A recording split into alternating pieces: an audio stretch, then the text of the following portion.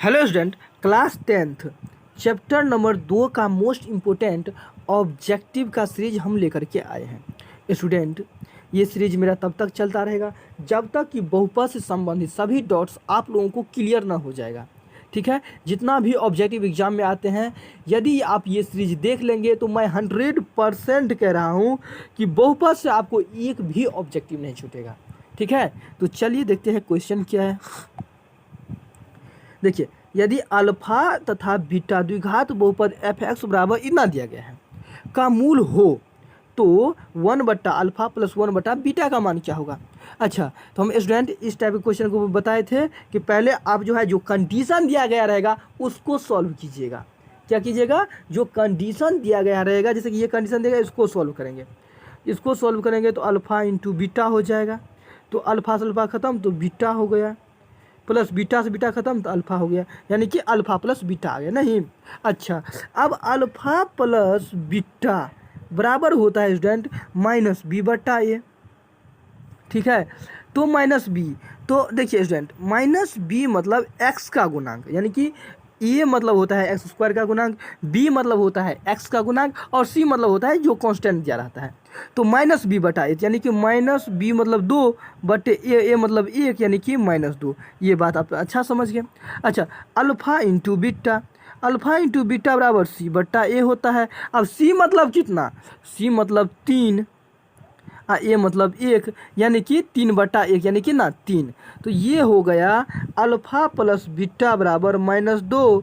ठीक है, और अल्फ़ा इंटू बीटा बराबर 3, यानी -2/3। तो -2/3 कौन सा ऑप्शन में है? ऑप्शन नंबर बी में है। कौन सा है? ऑप्शन नंबर बी में है। चलिए नेक्स्ट क्वेश्चन देखिए। द्विघात बहुपद इतना के शून्यक होंगे, तो हम आपको बता दिए थे शून्यक मतलब जो आप निकालिएगा उसको आपको कुछ नहीं करना है, जो बहुपद दिया गया रहेगा ना उसके बराबर में आप 0 रख दीजिए। तो एक्स स्क्वायर -3 के बराबर में आप 0 रख दीजिए। अब यहाँ पे ध्यान दीजिए, एक्स स्क्वायर बराबर माइनस में है तो प्लस में आ जाएगा। अब इधर से स्क्वायर ख़त्म होगा तो इधर रूट लग जाएगा, तो √3। अब जब √3 लगाएं तो प्लस -3 होगा। ठीक है, यानी कि प्लसो √3 और माइनसो √3 इसका शून्यक होगा। तो कौन सा ऑप्शन में है? यहाँ पे देखते हैं 3 3 है, यहाँ पे माइनस से माइनस है, यहाँ पे माइनस प्लस दोनों है, यानी कि माइनसो √3 है और प्लसो √3 है। तो कौन सा ऑप्शन में है? ऑप्शन नंबर बी हो जाएगा। ऑप्शन नंबर क्या हो जाएगा? बी हो जाएगा। ठीक है स्टूडेंट, चलिए नेक्स्ट क्वेश्चन देखते हैं। नेक्स्ट क्वेश्चन देखिए, निम्नलिखित में से कौन सा बहुपद नहीं है? देखिए स्टूडेंट, बहुपद वह नहीं होगा जिसका चर जो है रूटेंडर में रहेगा, जैसे √a, √b, √c, √d, √x, √y। जो रूट में चर आपको दिख गया उसे आप पहले काट दीजिएगा कि भाई ये बहुपद नहीं होने वाला है, बिल्कुल ही नहीं होगा। ठीक है, अच्छा, और एक और कंडीशन है।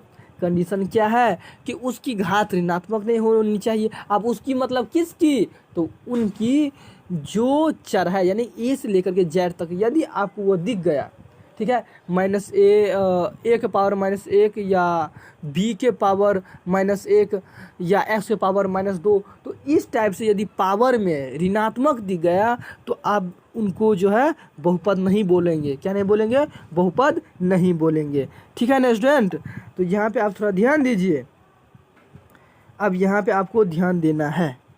देखिए, ये -7 हो गया, ठीक है, ये वाई स्क्वायर प्लस √2 हो गया। यहाँ पे आपको ध्यान देना है। हम बताएं कि ए से लेकर के जेड तक, क्या ए से लेकर के जेड तक यदि कोई रूट में आ जाए उसे बहुपद आप नहीं बोलेंगे। ठीक है, तो यहाँ पे 2 ए से जेड के बीच में नहीं ना आता है, तो धब से ये नहीं मार दीजिएगा, ए से जेड तक भी खोजना है आपको। अच्छा, यहाँ पे आप ध्यान दीजिए, यहाँ पे फंस गए हैं कि यहाँ पे बोले थे ए से लेकर जेड तक, यहाँ पे √x से दिख गया तो √x दिख गया, तो मतलब ये बहुपद नहीं है। तो ऑप्शन नंबर क्या हो जाएगा स्टूडेंट? ऑप्शन नंबर सी हो जाएगा, 3√x + 2x + 1 बहुपद का व्यंजन है। तो रेखीय बहुपद का व्यंजन मतलब जिसका घात 1 हो। क्या हो? जिसका घात 1 हो वह क्या होता है? रेखीय बहुपद होता है। ठीक है, तो अब घात 1 हो, यानी कि उसका घात कितना हो? 1 हो, 1 से ज़्यादा नहीं हो। जैसे कि यहाँ पे आप देख रहे हैं 2 है, ठीक है, यहाँ पे 2 है, यहाँ पे 3 है, यानी कि एक से ज़्यादा नहीं होनी चाहिए उसकी घात। तो आप समझ गए होंगे कि एक से ज़्यादा इसका जो है ऑप्शन नंबर ए का घात नहीं है, क्योंकि 2x-5 है, इसका घात सिर्फ 1 है। एक से ज़्यादा यदि किसी का घात रहेगा तो बहुपद समाप्त हो जाएगा। वैसे बहुपद का, रैखिक बहुपद का व्यापक रूप जो होता है स्टूडेंट, ये होता है ax प्लस b होता है। ठीक है, तो यहाँ पे आप लोग बोलेंगे क्या जो ax प्लस b होना चाहिए ना, क्योंकि यहाँ पे -5 है, तो फिर कैसे हो गया ये रैखिक बहुपद। स्टूडेंट मैं आपको बताना चाहता हूँ, आप लोग धैर्य रखिए। जैसे 2x है ना, अब प्लस -5 हो गया, कहानी ख़त्म। तो इसे रैखिक बहुपद बोल देंगे ना। तो रैखिक बहुपद उसे बोलेंगे जिसका घात 1 हो। क्या हो? जिसका घात 1 हो उसे आप रैखिक बहुपद बोल देंगे।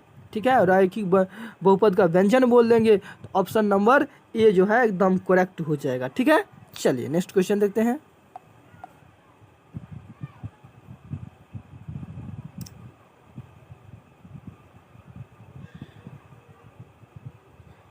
अब यहाँ पे स्टूडेंट देखिए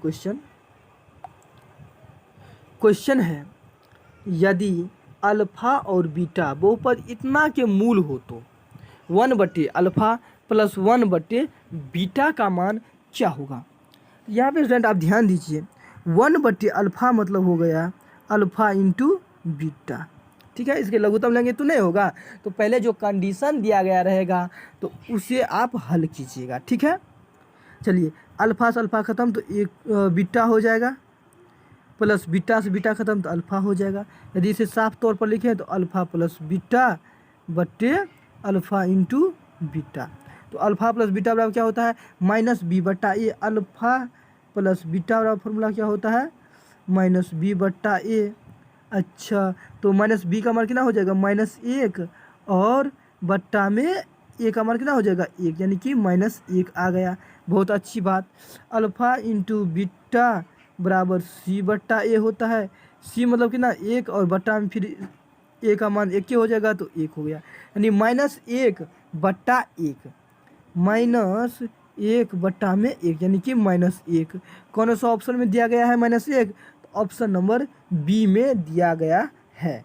तो ये बात स्टूडेंट आप अच्छा से समझ गए। देखिए इस समय कोई बहुत बड़ी बात होता नहीं है, आपको ध्यान में रखना है कि कंडीशन क्या दिया गया है। ठीक है, तो कंडीशन वो जो दिया गया है कंडीशन, उसे आप सॉल्व करिएगा, उससे आपको पता चल जाएगा कि किस टाइप से जो है हमें फॉर्मूला लगाना है। जैसे कि यहाँ पे अल्फ़ा प्लस बीटा आ गया, तो अब अल्फ़ा प्लस बीटा बराबर फॉर्मूला क्या होता है उस पर आपको ध्यान देना है। उस पर ध्यान देना है तो यानी वो होता है -b/a। तो अब -b का मान क्या होगा, a का मान क्या होगा, तो यहाँ पे ध्यान देना है। x² का जो गुणांक होता है वह a का मान होता है, x का जो गुणांक होता है वह b का मान होता है, और c तो भाई जो अचर रहता है वह होता है। और उसके हिसाब से जो है आप बैठा दीजिएगा, 100% ऑब्जेक्टिव सही हो जाएगा। ठीक है, चलिए नेक्स्ट क्वेश्चन देखिए स्टूडेंट। नेक्स्ट क्वेश्चन दिया गया है कि एक द्विघात बहुपद के मूलों के योगफल तथा गुणनफल क्रमशः इतना इतना है तो द्विघात बहुपद क्या होगा। तो सबसे पहले द्विघात बहुपद के मूलों का योगफल देखिए स्टूडेंट, द्विघात मतलब 2 घात, तो उसका शून्य कितना होगा? 2 होगा। तो अल्फा प्लस बीटा बराबर 2। ठीक है, और अल्फ़ा इंटू बीटा बराबर -15, क्यों? गुणनफल है। अच्छा, तो द्विघात बहुपद होता क्या है उसको, उस पर आपको ध्यान रखना है। तो x² minus alpha plus beta x, ठीक है, प्लस अल्फ़ा इंटू बीटा। ये बात आप अच्छा से समझ गए। तो x² minus alpha plus beta मान कितना दिया गया है? 2 दिया गया है, तो 2 हो जाएगा, और x plus alpha into beta, लेकिन यहाँ पे माइनस है, माइनस ये खुद लेकर के आए हैं तो प्लस माइनस माइनस हो जाएगा 15। अब आपको यहाँ पे ढूंढना है कि कौन सा ऑप्शन में ये दिया गया है। ठीक है, x² - 2x - 15, x² - 2x - 15 कौन सा ऑप्शन में है? ऑप्शन नंबर डी को देखिए, x² - 2x - 15 option number D में जो है अपना लोग को मिल रहा है। ऑप्शन नंबर क्या हो जाएगा स्टूडेंट? डी हो जाएगा। ऐसे कौन बहुपद नहीं है?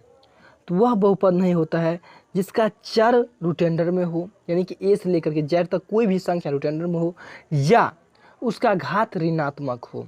ए से जेड तक जो होता है चर, उसका घात ऋणात्मक हो। तो स्टूडेंट आप यहाँ पे देखिए कि कौन सा बहुपद नहीं है। देखिए यहाँ पे जो है अचर जो है रूट अंडर में है, यानी कि 1 से लेकर के अनंत तक अचर होता है और ए से लेकर के जेड तक चर होता है। तो यहाँ पे चर रूट अंडर में नहीं ना है, बाहर में है, एक्स बाहर में है, यहाँ पे ध्यान दीजिए। तो यहाँ पे चर रूट अंडर में नहीं है, यहाँ पे आप ध्यान दीजिए, यहाँ पर भी नहीं है, ठीक है। अब यहाँ पे थोड़ा स्टूडेंट आप दिमाग लगाइए, ये x है और इससे जो है 1/x को हम लिख सकते हैं x का पावर -1। अब चर तो ऋणात्मक आ गया, हम बताए थे चर ऋणात्मक नहीं आना चाहिए, लेकिन चर क्या आ गया, ऋणात्मक आ गया। तो कौन सा ऑप्शन होगा, ऑप्शन नंबर सी हो जाएगा, ठीक है। चलिए नेक्स्ट क्वेश्चन देखते हैं। एक घात वाला बहुपद कहलाता है। स्टूडेंट एक घात वाला बहुपद का दूसरा नाम है रैखिक बहुपद, ठीक है। कभी कभी एग्जाम में ये पूछ देता है कि एक घात वाले बहुपद के शून्य की संख्या क्या होगी, तो एक मतलब एक शून्य की संख्या होगी। दो घात वाले बहुपद में शून्यकों की संख्या क्या हो जाएगी, तो 2 हो जाएगी। 3 घात वाले बहुपद में शून्यकों की संख्या क्या हो जाएगी, तो 3 हो जाएगी, ठीक है। यहाँ पे एक पूछा है। अब वहीं आपसे ये पूछ दे कि रैखिक बहुपद में शून्य की संख्या क्या होती है, तो रैखिक बहुपद तो एक घात वाले बहुपद को कहा जाता है, तो इसे आप क्या बोलेंगे, इसकी शून्य की संख्या क्या हो जाएगा, 1 हो जाएगा। क्या हो जाएगा स्टूडेंट, 1 हो जाएगा। चलिए नेक्स्ट क्वेश्चन देखते हैं। निम्नलिखित में से कौन बहुपद नहीं है, वही बात, फिर से वही बात पूछ दिया है। तो हम क्या बताए थे कि चर का घात ऋणात्मक नहीं होनी चाहिए और दूसरी बात रूट अंडर में नहीं होनी चाहिए चर। तो यहाँ पे देख रहे हैं, यहाँ पे ऋणात्मक तो नहीं है, नहीं रूट अंडर में है, तो ये तो बहुपद है, ये भी बहुपद है, ठीक है। घात ऋणात्मक नहीं होनी चाहिए, पावर ऋणात्मक नहीं होनी चाहिए। यहाँ पे स्टूडेंट आप ध्यान दीजिए, ये 1/x-1 है। तो 1/x-1 का मतलब, यानी स्टूडेंट आप चाहें तो इसे आप लिख सकते हैं x-1 जो है इसके पावर -1, ठीक है।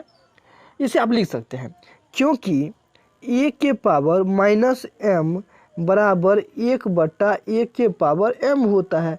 मतलब जो इस टाइप में है उसे हम इस टाइप में लिख सकते हैं। तो इसके घात 1 है तो -1 कर दिए। ये समझ में शायद हमें नहीं लगता है कि आप लोगों को दिक्कत हुआ होगा, ठीक है। चलिए नेक्स्ट क्वेश्चन देखिए। तो इसका आंसर क्या हो जाएगा स्टूडेंट, इसका आंसर सी हो जाएगा ना, 1/x-1, ठीक है। चलिए द्विघात बहुपद इतना के शून्य क्या होगी। अब स्टूडेंट आप ध्यान दीजिए कि इतना का शून्य कैसे आप निकालेंगे। आप कुछ नहीं कीजिए, इसका गुणनखंड कर दीजिए। क्या क्या कर दीजिएगा, गुणनखंड कर दीजिए। तो 6 के गुणनखंड करेंगे तो 2 से 3 हो जाएगा, 2 तिया 6। अब शून्य ज्ञात करने के लिए आपको गुणनखंड करना है, साथ में इसके बराबर में 0 करना है जो बहुपद दिया गया रहेगा। जैसे कि x² - 5x + 6 = 0 दिया गया है, 6 = 0 दिया गया है। तो इसे आप गुणनखंड कीजिए। x² - 6 को तोड़िएगा तो 2 और 3 में टूटेगा ना, तो 2x - 3x + 6 = 0। ये हम जानते हैं कि आप लोगों को गुणनखंड में कोई परेशानी नहीं हुआ होगा। अब यहाँ से x कॉमन ले लेते हैं तो x - 2, ठीक है। और यहाँ पे -3 कॉमन ले लेंगे तो x और ये भी -2 = 0, ठीक है। अब यहाँ पे स्टूडेंट आप ध्यान दीजिए, इसे x - 3 कर देंगे इसके और इसके लिए, इन दोनों में से कोई एक ले लेते हैं तो x - 2 = 0। अब इतना आ गया ना, अब इसके बराबर भी 0 रखेंगे तो यानी कि x - 3 के बराबर 0 रखेंगे तो x = 3 आ जाएगा, और x - 2 के बराबर 0 रखेंगे तो x = 2 आ जाएगा। 3 और 2 देखिए तो कौन सा ऑप्शन में है, 3 और 2, x का मान देखिए ऑप्शन नंबर सी में दिख रहा है ना, देखिए कितना अच्छा है, तो ऑप्शन नंबर सी आ गया, ठीक है ना स्टूडेंट। तो यहाँ पे आप अच्छा से समझ गए। यानी कि आप लोगों को मैं ये बताना चाहता हूँ कि जब आपको शून्य पूछे ना तो आप कुछ नहीं कीजिएगा, उसके बराबर में 0 रख दीजिएगा जो बहुपद दिया गया रहेगा, और वहाँ से आप x का मान निकाल लीजिएगा, और x का मान निकाल लेगा तो वो समझ जाएगा उसका वो शून्य है, ठीक है। चलिए आज का क्लास यहीं तक।